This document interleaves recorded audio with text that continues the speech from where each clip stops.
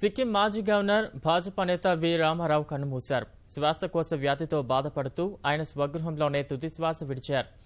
Maharashtra governor Vijayasagar రావు, కేంద్ర మంత్రి నిర్మలా సీతారామన్, ప్రతిపక్ష నేత జానారెడ్డి, తెరాస సెక్రటరీ జనరల్ కె కేశవరావుతో పాటు తెలుగు రాష్ట్రాలకు చెందిన పలువురు ప్రముఖులు ఆయన భౌతిక కాయాన్ని సందర్శించి నివాళులర్పించారు.